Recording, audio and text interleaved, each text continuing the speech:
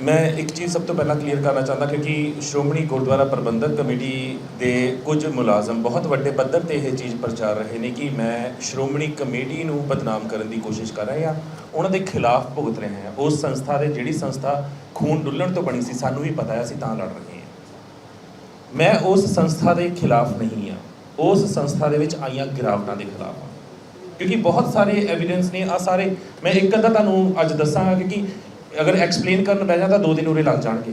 90 episode तो उत्ते मैं एपीसोड कर चुकिया तो अद्धे घंटे तो लैके 1 घंटे की ड्यूरेशन हर एपीसोड की है।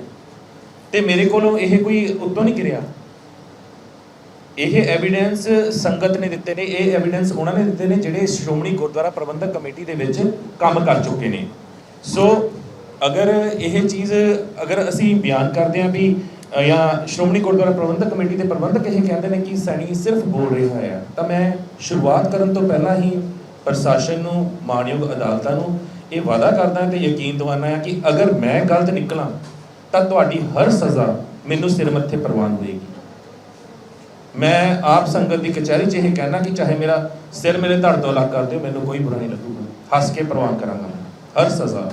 पर बेनती इको ही करदा भी आ इन्ने सबूत हैगे ने, इन्ने सबूतों के बावजूद कार्रवाई क्यों नहीं होती, इन्वेस्टिगेशन क्यों नहीं होती। मानयोग अदालत ने जो फैसला किया है इसकी भी कापी तुहानूं दे देने। लास्ट के उन्होंने मांग किया पंजाब गवर्नमेंट नूं भी इसकी इंक्वायरी करके file as soon as possible submit की जाए आ सबूतों के आधार के उत्ते। एक की सबूत ने, फॉर एग्जाम्पल आलमगीर साहब एक सोने का कलश चढ़ता है 7.5 किलो का। 2018 ਦੇ ਵਿੱਚ ਉੱਥੇ ਕਾਰ सेवा शुरू होती है। कार सेवा वाले बाबे कार सेवा शुरू करते हैं। कार सेवा के दौरान वो कलश उत्तों उतार लिता जाता है तो उस तो बाद कलश कदे वापस नहीं आता। संगत बहुत रौला पाती है, सारे प्रूफ वो हैगे ने, एप्लीकेशनस जिन्नियां उन्होंने को भेजिया गई SGPC नूं, जिन्नियां रिक्वेस्ट कीतियां गई संगत वालों आलमगीर की, कोई नहीं बोलिया उसके उत्ते। जदों किसी नूं राह नहीं लभ्या तो एक एप्लीकेशन मैनूं WhatsApp ते किसी ने भेजी। जो मैं देखा 7.5 किलो गोल्ड का मामला कि गुरु घर चो सोना भी चोरी हो रहा है, फिर मैं किसी सिंह की ड्यूटी लाई कि तुम एक बार धामी साहब के नाल गल करके देखो इस मसले के उत्ते भी धामी साहब की कहते हैं, क्योंकि साडी सरमोर जथेबंदी के प्रधान ने उन्होंने फोन किया गया विक्रम सिंह के वालों। रिकॉर्डिंग वो पेन ड्राइव के इवन एपीसोड्स के भी चली हुई है धामी साहब की। धामी साहब का अगे जवाब ये सी, रेशम सिंह है जिसने 7.5 किलो मतलब सोना खुर्द खुर्द किया, जोड़ा आ सारा मसला है।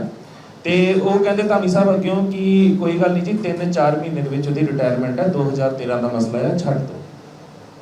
तो फिर मेरा अगे सवाल यही सीगा कि अगर तुहाडे घर दे विच कोई चोरी करदा तुसीं छड्ड दिंदे हो।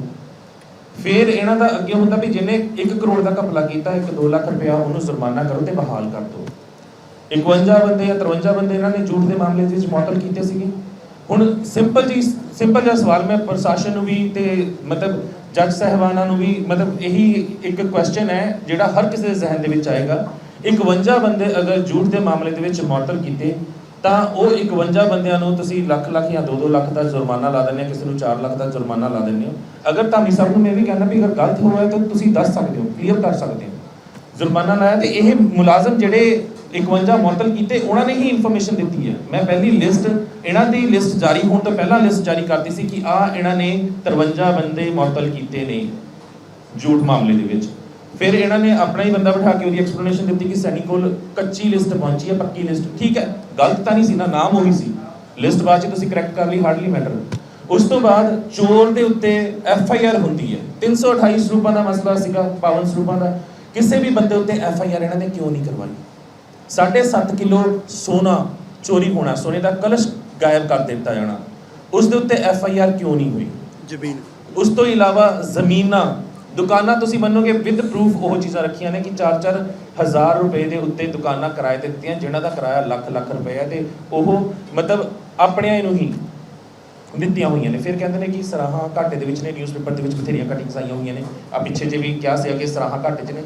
आम लोग जिहड़े उत्थे जांदे ने उन्हां नूं कमरे नहीं दिते जांदे। आप प्रैस कॉन्फ्रेंस भी चल रही है, इस दे थल्ले तुसीं अपने चैनल्स थल्ले कमेंट पढ़ते हो। मैं संगत को बेनती करदा कि आप भी तुसीं थल्ले लिखते हो कि गुरु घरां दे विच तुहानूं की प्रॉब्लम्स आती है, हर चैनल के थल्ले कमेंट करके तुसीं आप ही दस देना। एग्जाम्पल है दसदा कि आ सोने का कलश जिहदी मैं गल कीती सी, यह सोने का कलश अज तो 3-4 हफ्ते पहला धामी साहब आलमगीर साहब लैके गए। ये सोने का कलश ठीक है, ये एक एग्जाम्पल दे रहे हैं, एक प्रूफ ਤੁਹਾਡੇ ਸਾਹਮਣੇ ਰੱਖ ਰਹੇ ਹਾਂ। ਤੇ ਇਹ ਸੋਨੇ ਦਾ ਕਲਸ਼ ਆ, ਨੀਚੇ ਲਿਖਿਆ ਵੀ ਹੋਇਆ ਨਿਊਜ਼ਪੇਪਰ ਦੀ ਕਟਿੰਗ ਦੇ ਵਿੱਚ, ਸੰਗਤ ਨੇ ਨਕਾਰਤਾ ਕਿ ਇਹ ਸਾਡਾ ਕਲਸ਼ ਨਹੀਂ ਹੈ। ਇਹ ਉਦੋਂ ਦੀ ਤਸਵੀਰ ਹੈ ਜਦੋਂ ਕਾਰ ਸੇਵਾ ਆਲਮਗੀਰ ਸਾਹਿਬ ਚੱਲ ਰਹੀ ਸੀ, ਠੀਕ ਹੈ ਜੀ। ਆ ਉਹ ਅਸਲੀ ਕਲਸ਼ ਹੈ ਜਿਹੜਾ ਆਲਮਗੀਰ ਸਾਹਿਬ ਤੋਂ ਚੋਰੀ ਕੀਤਾ ਗਿਆ, ਲਾਇਆ ਗਿਆ। ਪਹਿਲਾ ਬਹਾਨਾ ਇਹ ਦਿੱਤਾ ਗਿਆ ਉਸ ਦੇ ਵਿੱਚ ਵੀ ਪਟਿਆਲੇ ਵਾਲੇ ਕਾਰ ਸੇਵਾ ਵਾਲੇ ਜਿਹੜੇ ਬਾਬੇ ਨੇ ਉਹਨਾਂ ਦੇ ਕੋਲ ਹੈ ਭਾਈ ਅਮਰੀਕ ਸਿੰਘ ਜੀ ਦੇ ਕੋਲ, ਤੇ ਉਹ ਆ ਕੇ ਵਾਪਸ ਕਰਨਗੇ। ਦੂਜੀ ਜਿਹੜੀ ਨਿਊਜ਼ਪੇਪਰ ਦੀ ਕਟਿੰਗ ਉਹਦੇ ਵਿੱਚ ਭਾਈ ਅਮਰੀਕ ਸਿੰਘ ਜੀ ਕਾਰ ਸੇਵਾ ਵਾਲੇ ਖੜੇ ਵੀ ਹੋਏ ਨੇ, ਪਰ ਸੰਗਤ ਕਹਿੰਦੀ ਇਹ ਉਹ ਕਲਸ਼ ਨਹੀਂ ਹੈ। ਦੋਨਾਂ ਨੂੰ ਕੰਪੇਅਰ ਕਰਕੇ ਦੇਖ ਲਓ, ਇਹ ਕਲਸ਼ ਨਹੀਂ ਹੈ। ਜਦੋਂ ਸੰਗਤ ਨੇ ਵਿਰੋਧ ਕੀਤਾ ਤਾਂ ਧਾਮੀ ਸਾਹਿਬ ਕਹਿੰਦੇ ਵੀ ਜੇਕਰ ਤੁਹਾਡੇ ਕੋਲ ਤਸਵੀਰਾਂ ਹੈ, ਉਸ ਕਲਸ਼ ਦਾ ਕੋਈ ਐਵੀਡੈਂਸ ਹੈ ਤਾਂ ਸਾਨੂੰ ਐਵੀਡੈਂਸ ਮੁਹੱਈਆ ਕਰਵਾਇਆ ਜਾਵੇ। ਅਸੀਂ ਆ ਐਵੀਡੈਂਸ ਮੁਹੱਈਆ ਕਰਵਾਤਾ, ਪਰ ਕਲਸ਼ ਕਿੱਥੇ ਹੈ? ਓਰੀਜਨਲ ਕਲਸ਼ ਤਾਂ ਨਹੀਂ ਪਹੁੰਚਿਆ ਸਾਡੇ ਕੋਲ।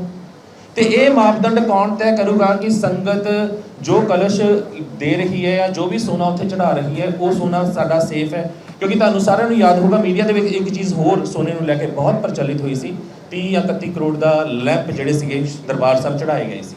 ਬਹੁਤ ਜਾਣਿਆਂ ਨੂੰ ਤੁਹਾਨੂੰ ਪਤਾ ਹੋਵੇਗਾ, ਫੋਟੋਜ਼ ਬਹੁਤ ਵਾਇਰਲ ਹੋਈਆਂ ਸੀ ਉਸਦੀਆਂ, ਉਹ ਵੀ ਉੱਥੋਂ ਚਕਵਾ ਦਿੱਤੇ ਗਏ।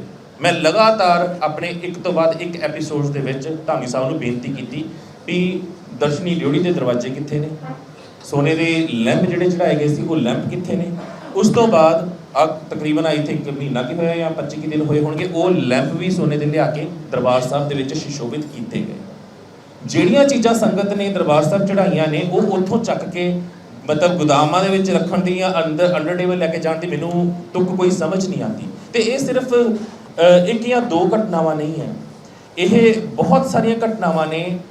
ਮਤਲਬ ਰਾਸ਼ਨ ਤੋਂ ਲੈ ਕੇ ਇੱਕ ਚੀਜ਼ ਦੇ ਵਿੱਚ ਆਹ ਪਲਿੰਦਾ ਜਿਹੜਾ ਪਿਆ ਹੋਇਆ ਹੈ ਸਾਰਾ, ਇਹ ਉਸੇ ਦੇ ਐਵੀਡੈਂਸ ਨਹੀਂ। ਤੇ ਮੈਂ ਪੰਜਾਬ ਸਰਕਾਰ ਨੂੰ ਵੀ ਇਹ ਬੇਨਤੀ ਕਰਦਾ ਹਾਂ, ਪੁਲਿਸ ਪ੍ਰਸ਼ਾਸਨ ਨੂੰ ਵੀ ਇਹ ਬੇਨਤੀ ਕਰਦਾ ਵੀ ਜਿੱਥੇ ਤੁਹਾਨੂੰ ਮੇਰੀ ਮਦਦ ਦੀ ਲੋੜ ਹੈ, ਮੈਂ ਉੱਥੇ ਹਰ ਤਰੀਕੇ ਦੇ ਨਾਲ ਇਨਵੈਸਟੀਗੇਸ਼ਨ ਦੇ ਵਿੱਚ ਸਹਿਯੋਗ ਕਰਨ ਵਾਸਤੇ ਤਿਆਰ ਹਾਂ। ਮੈਂ ਜ਼ਿਆਦਾ ਨਹੀਂ ਬੋਲਾਂਗਾ ਕਿਉਂਕਿ ਆਹ ਬੋਲੇਗਾ ਬੁਲੰਦਾ। ਤੇ ਇਸ ਤੋਂ ਬਾਅਦ ਸਾਡੀ ਇਹੀ ਹੈ ਕੋਸ਼ਿਸ਼ ਕਿ ਹੁਣ ਭਗਵੰਤ ਮਾਨ ਸਾਹਿਬ ਨੂੰ ਵੀ ਮਿਲਿਆ ਜਾਵੇ, ਆਹ ਐਵੀਡੈਂਸ ਜਿਹੜੇ ਹੈਗੇ ਨੇ ਉਹਨਾਂ ਤੱਕ ਵੀ ਪਹੁੰਚਾਏ ਜਾਣ, ਡੀਜੀਪੀ ਪੰਜਾਬ ਜੀ ਤੱਕ ਵੀ ਪਹੁੰਚਾਏ ਜਾਣ, ਤਾਂ ਕਿ ਇਨਵੈਸਟੀਗੇਸ਼ਨ ਸ਼ੁਰੂ ਕੀਤੀ ਜਾਵੇ। ਹਾਈ ਕੋਰਟ ਦੇ ਜੱਜ ਸਾਹਿਬਾਨਾਂ ਨੇ ਹੁਕਮ ਕੀਤਾ ਹੈ ਤੇ ਸਾਨੂੰ ਉਹ ਹੁਕਮ ਸਿਰ ਮੱਥੇ ਪ੍ਰਵਾਨ ਹੈ, ਪਰ ਅਸੀਂ ਸਿਰਫ ਇਹ ਚਾਹੁੰਦੇ ਹਾਂ ਵੀ ਇਹ ਸੰਸਥਾ ਜਿਸ ਨੇ ਸਿੱਖ ਧਰਮ ਦੇ ਚੜ੍ਹਦੀ ਕਲਾ ਵਾਸਤੇ ਕਾਰਜ ਕਰਨੇ ਸੀ, ਜਿਸ ਨੇ ਹਰ ਧਰਮ ਹਰ ਵਰਗ ਦਾ ਧਿਆਨ ਰੱਖਣਾ ਸੀ, ਉਸ ਸੰਸਥਾ ਦੇ ਉੱਤੇ ਉਂਗਲਾਂ ਕਿਉਂ ਚੱਕੀਆਂ ਜਾ ਰਹੀਆਂ ਨੇ? ਸਿਰਫ ਪੈਸੇ ਨੂੰ ਲੈ ਕੇ ਨਹੀਂ, ਹਰ ਬਹੁਤ ਸਾਰੇ ਮੁੱਦਿਆਂ ਨੂੰ ਲੈ ਕੇ ਉਂਗਲਾਂ ਅੱਜ ਚੱਕੀਆਂ ਜਾ ਰਹੀਆਂ ਨੇ। ਤੇ ਫਿਰ ਅਗਰ ਕੋਈ ਸਵਾਲ ਚੱਕਦਾ ਆ, ਕੋਈ ਪੱਤਰਕਾਰ ਹੀ ਸਵਾਲ ਚੱਕਦਾ ਹੈ, ਜੇ ਮੈਂ ਸਵਾਲ ਚੱਕੇ ਮੈਨੂੰ ਬੁਲਾ ਕੇ ਸੈਟੀਸਫਾਈਡ ਕਰ ਸਕਦੇ ਸੀ ਵੀ ਆਹ ਗਲਤੀਆਂ ਨੇ ਜਾਂ ਉਹਨਾਂ ਦੇ ਉੱਤੇ ਕਾਰਵਾਈ ਹੋਣੀ ਚਾਹੀਦੀ ਸੀ ਜਿਹੜੇ ਬੰਦਿਆਂ ਉੱਤੇ ਐਲੀਗੇਸ਼ਨ ਲਾਏ ਗਏ ਨੇ। ਮੈਨੂੰ ਕਿਸੇ ਵੱਲੋਂ ਇੱਕ ਵਾਰ ਵੀ ਅਪਰੋਚ ਨਹੀਂ ਕੀਤੀ ਗਈ, ਸਿੱਧੀ 295 ਕਰ ਦਿੱਤੀ ਗਈ ਜਾਂ ਇਹਨਾਂ ਵੱਲੋਂ ਜਾਨੋਂ ਮਾਰਨ ਦੀਆਂ ਧਮਕੀਆਂ ਦਿੱਤੀਆਂ ਗਈਆਂ। ਸੋ ਸਿੱਖ ਜਥੇਬੰਦੀਆਂ ਦਾ ਖਾਸ ਕਰਕੇ ਜਿੰਨੀਆਂ ਉਰੇ ਪਹੁੰਚੀਆਂ ਨੇ, ਤੇ ਤਕਰੀਬਨ ਆਈ ਥਿੰਕ 12 ਤੋਂ 14 ਸਿੱਖ ਜਥੇਬੰਦੀਆਂ ਨੇ ਜਿਨ੍ਹਾਂ ਨੇ ਹਾਜ਼ਰ ਭਰੀ ਹੈ, ਕੁਝ ਆਊਟ ਆਫ ਇੰਡੀਆ ਵੀ ਨੇ, ਕੁਝ ਆਊਟ ਆਫ ਟਾਊਨ ਵੀ ਨੇ ਜਿਹੜੇ ਨਹੀਂ ਪਹੁੰਚ ਸਕੇ, ਪਰ ਉਹਨਾਂ ਦਾ ਸਹਿਯੋਗ ਸਾਡੇ ਨਾਲ। ਮੈਂ ਉਹਨਾਂ ਦਾ ਦਿਲੋਂ ਧੰਨਵਾਦ ਕਰਦਾ ਹਾਂ ਕਿਉਂਕਿ ਇਹ ਪ੍ਰੈਸ ਕਾਨਫਰੰਸ ਮੇਰੇ ਵੱਲੋਂ ਨਹੀਂ, ਸਿੱਖ ਜਥੇਬੰਦੀਆਂ ਵੱਲੋਂ ਕੀਤੀ ਗਈ ਹੈ। ਉਹਨਾਂ ਨੇ ਅਪਰੋਚ ਕੀਤੀ, ਉਹ ਦੇਖ ਰਹੇ ਸੀ ਗਿਰਾਵਟਾਂ ਜਿਹਨਾਂ ਨੂੰ ਧਰਮ ਦੇ ਵਿੱਚ ਬਰਦਾਸ਼ਤ ਨਹੀਂ ਹੈ, ਗੁਰੂ ਘਰਾਂ ਦੀ ਹਦੂਦ ਅੰਦਰ ਹੁੰਦੀਆਂ ਬੇਨੀਮੀਆਂ ਜਿਹਨਾਂ ਨੂੰ ਬਰਦਾਸ਼ਤ ਨਹੀਂ ਹੈ, ਉਹ ਸਾਰੇ ਇਕੱਠੇ ਹੋ ਕੇ ਆਏ ਨੇ। ਤੇ ਮੈਂ ਇਹ ਵੀ ਦੱਸਦਾ ਵੀ ਉਰੇ ਕਿਸੇ ਦੇ ਬੁਲਾਵੇ ਦੇ ਉੱਤੇ ਕੋਈ ਨਹੀਂ ਆਇਆ। ਜਿਹਨਾਂ ਨੂੰ ਗੁਰੂ ਦਾ ਦਰਦ ਸੀ, ਜਿਹਨਾਂ ਨੂੰ ਗੁਰੂ ਘਰ ਦੇ ਨਾਲ ਪਿਆਰ ਹੈ, ਉਹ ਸਾਰੀਆਂ ਜਥੇਬੰਦੀਆਂ ਆਪ ਮੁਹਾਰੇ ਪਹੁੰਚੀਆਂ ਨੇ ਇੱਥੇ। ਤੇ ਇੱਕ ਮੈਂ ਬਹੁਤ ਇੰਪੋਰਟੈਂਟ ਚੀਜ਼ ਕਹਿਣਾ ਚਾਹੁੰਦਾ, ਕਿਉਂਕਿ ਕੋਈ ਵੀ ਮੁਹਿੰਮ ਇੱਦਾਂ ਦੀ ਸ਼ੁਰੂ ਹੁੰਦੀ ਹੈ, ਇਹ ਜਨਤਾ ਦੀ ਮੁਹਿੰਮ ਹੈ, ਸਾਨੂੰ ਸੰਗਤ ਦਾ ਸਹਿਯੋਗ ਚਾਹੀਦਾ ਹੈ।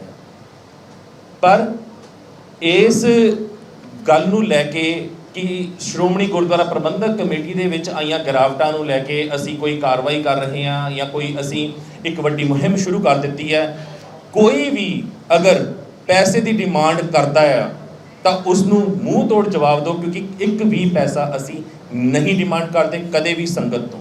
ਦੇਸ਼ਾਂ ਵਿਦੇਸ਼ਾਂ ਦੀ ਸੰਗਤ ਨੂੰ ਮੈਂ ਕਹਿਣਾ, ਕਿਉਂਕਿ ਇੱਦਾਂ ਦੀ ਕੋਈ ਵੀ ਗੱਲ ਜਦੋਂ ਸਾਹਮਣੇ ਆਉਂਦੀ ਹੈ ਤਾਂ ਬਹੁਤ ਸਾਰੇ ਲੋਕ ਨੇ ਆਪਣੇ ਹੀ ਨੇ ਸਾਡੇ, ਜਿਨ੍ਹਾਂ ਨੇ ਧੰਦਾ ਹੀ ਇਹ ਬਣਾਇਆ ਵੀ ਕੋਈ ਵੀ ਇਵੈਂਟ ਸ਼ੁਰੂ ਹੋ ਜਾਵੇ ਤੇ ਨਾਲ ਦੀ ਨਾਲ ਫੋਨ ਕਰਕੇ ਸ਼ੁਰੂ ਕਰ ਦੇਣਗੇ ਕਿ ਲਓ ਜੀ ਉਹਦੇ ਉੱਤੇ ਤਾਂ ਬੜਾ ਕੰਮ ਚੱਲ ਰਿਹਾ ਜੀ, ਵਕੀਲਾਂ ਦੇ ਬੜੇ ਖਰਚੇ। ਤੇ ਮੈਂ ਤੁਹਾਨੂੰ ਦੱਸਦਾ ਕਿ ਫਾਰਮਰ IPS ਪ੍ਰਦੀਪ ਸਿੰਘ ਵਿਰਕ ਉਹ ਕੇਸ ਲੜ ਰਹੇ ਨੇ ਤੇ ਉਹਨਾਂ ਨੇ ਇੱਕ ਵੀ ਪੈਸਾ ਇਸ ਕੇਸ ਦਾ ਨਹੀਂ ਲਿੱਤਾ, ਕਿਉਂਕਿ ਉਹ ਵੀ ਅੰਦਰੋਂ ਇਹੀ ਕਹਿ ਰਹੇ ਨੇ ਵੀ ਤੁਸੀਂ ਇਹ ਸਮਝ ਲਓ ਕਿ ਮੈਂ ਫੀਸ ਨਹੀਂ ਲੈ ਰਿਹਾ, ਆਪਣਾ ਦਸਵੰਧ ਇਸ ਦੇ ਉੱਤੇ ਲਾ ਰਿਹਾ। ਗੁਰੂ ਘਰਾਂ ਦੇ ਵਿੱਚੋਂ ਅਗਰ ਇਹ ਚੀਜ਼ਾਂ ਨਿਕਲਦੀਆਂ ਨੇ, ਘਾਟਾਂ ਦੂਰ ਹੁੰਦੀਆਂ ਨੇ, ਤਾਂ ਮੈਂ ਵੀ ਸੇਵਾ ਹੀ ਕਰ ਰਿਹਾ ਹਾਂ ਤੇ ਉਹੀ ਸੇਵਾ ਆ ਸਾਰੇ ਸਿੰਘ ਕਰ ਰਹੇ ਨੇ। ਇਸ ਲਈ ਦੇਸ਼ ਵਿਦੇਸ਼ ਦੀ ਸੰਗਤ ਨੂੰ ਇਹ ਬੇਨਤੀ ਹੈ, ਕਿਸੇ ਦੇ ਵੀ ਕਹਿਣ ਦੇ ਉੱਤੇ ਕਿਸੇ ਨੂੰ ਵੀ ਇਸ ਮਸਲੇ ਦੇ ਉੱਤੇ ਇੱਕ ਵੀ ਪੈਸਾ ਨਾ ਪਾਇਆ ਜਾਵੇ, ਕਿਉਂਕਿ ਉਸ ਦੀ ਅਸੀਂ ਜ਼ਿੰਮੇਵਾਰੀ ਨਹੀਂ ਲੈਂਦੇ। ਜੇ ਤੁਹਾਨੂੰ ਕੋਈ ਵੀ ਕਹਿੰਦਾ ਤਾਂ ਸੰਪਰਕ ਨੰਬਰ ਜਿਹੜੇ ਹੈਗੇ ਨੇ ਉਹ ਤੁਹਾਡੇ ਕੋਲ ਮੇਰੇ ਵੀ ਹੋਣਗੇ, ਭਾਈ ਖੋਸਾ ਜੀ ਦੇ ਵੀ ਹੋਣਗੇ, ਹੋਰ ਸਿੰਘ ਬੈਠੇ ਨੇ, ਤੁਸੀਂ ਸਾਨੂੰ ਇਨਫੋਰਮ ਕਰ ਸਕਦੇ ਹੋ ਕਿ ਆਹ ਇਨਸਾਨ ਸਾਨੂੰ ਪੈਸੇ ਦੀ ਡਿਮਾਂਡ ਕਰ ਰਿਹਾ ਹੈ। ਚੱਲਦੇ ਨੇ। ਸੋ ਅਗਰ ਕਿਸੇ ਨੂੰ ਕੋਈ ਵੀ ਕੁਐਸਚਨ ਕਿਸੇ ਵੀ ਤਰ੍ਹਾਂ ਦਾ ਕਰਨਾ ਹੈ, ਕਿਉਂਕਿ ਮੈਂ ਆਈ ਥਿੰਕ 1 ਮਹੀਨਾ ਹੋ ਚੁੱਕਿਆ, ਮੈਂ ਬਾਹਰ ਹੀ ਸੀਗਾ, ਮੈਂ ਘਰੇ ਵੀ ਨਹੀਂ ਪਹੁੰਚਿਆ, ਤੇ ਪਰ ਅਦਾਲਤਾਂ ਦਾ ਮੈਂ ਫਿਰ ਤੋਂ ਦਿਲੋਂ ਧੰਨਵਾਦ ਕਰਦਾ ਜੱਜ ਸਾਹਿਬਾਨਾਂ ਦਾ ਵੀ ਉਹਨਾਂ ਨੇ ਸਬੂਤਾਂ ਦੇ ਆਧਾਰ ਦੇ ਉੱਤੇ ਜੋ ਫੈਸਲਾ ਲਿਆ ਆ, ਮੈਨੂੰ ਇਨਵੈਸਟੀਗੇਸ਼ਨ ਜੁਆਇਨ ਕਰਨ ਵਾਸਤੇ ਕਿਹਾ ਤੇ ਦਿਲੋਂ ਮੈਂ ਇਨਵੈਸਟੀਗੇਸ਼ਨ ਜੁਆਇਨ ਕਰਾਂਗਾ।